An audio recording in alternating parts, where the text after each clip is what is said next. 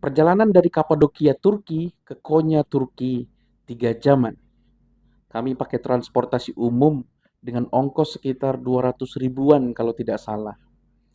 Kami berangkat siang agar sorenya sampai. Kami bisa eksplor wilayah para sufi tersebut. Selama perjalanan, kami melihat pemandangan yang Masya Allah keren banget. Di sini kita bisa melihat Turki di dimensi yang lain. Sebelumnya dikelilingi oleh gedung-gedung tinggi, bangunan khas Eropa, dan sangat ramai sekali penduduknya. Tetapi perjalanan kami ini disuguhkan pemandangan perkampungan, banyak lahan pertanian dan perkebunan rumahan. Situasinya tidak sepadat Istanbul. Yang jelas selama saya di Turki, saya tidak pernah melihat pemandangan seperti ini. Sesampainya kami di Konya, kami langsung masuk ke salah satu museum, namanya adalah Mevlana Müzesi atau Museum Maulana. Isinya ya Museum Maulana Jalaluddin Rumi. Mevlana itu adalah bahasa Turki. Museum ini gratis, tidak seperti banyaknya museum di wilayah Turki lainnya. Mana mahal-mahal banget lagi museum yang lain tersebut. Nggak ngotak harganya. Tapi yang ini gratis, alhamdulillah.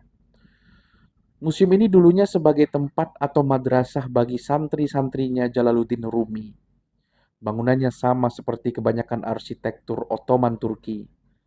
Tapi ini adem sekali dan ditambahkan back sound dengan suling atau instrumen sufistik ala-ala Turki gitu.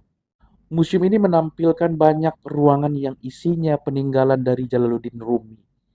Mulai dari perpustakaan, baju Jalaluddin Rumi, peralatan rumah tangga, tasbih yang gedenya, Masya Allah, gede banget pokoknya. Sorban, senjata, buku, dan masih banyak lagi. Semuanya didisplay di setiap ruangan agar kita bisa melihatnya. Semua peninggalan tersebut dilengkapi dengan papan informasi tentang barang peninggalan itu, tetapi pakai bahasa Inggris dan Turki ya. Di sini juga ada satu ruangan yang isinya banyak terdapat kuburan. Ada kuburan Jalaluddin Rumi juga di sini. Juga banyak terdapat kuburan lainnya. Mungkin itu kuburan murid-muridnya atau sahabatnya mungkin. Mungkin ada yang bilang begini, bid'ah, musyrik, dan sebagainya. Tapi kita tidak membahas soal itu di video ini. Itu bisa kita bahas di video yang lain. Kita juga bisa pelajari tokoh-tokoh yang dikuburkan di sana. Mungkin ini juga akan dibahas di video yang lain ya, karena tidak mungkin kita bahas semua tokoh-tokoh yang dikuburkan di sana dalam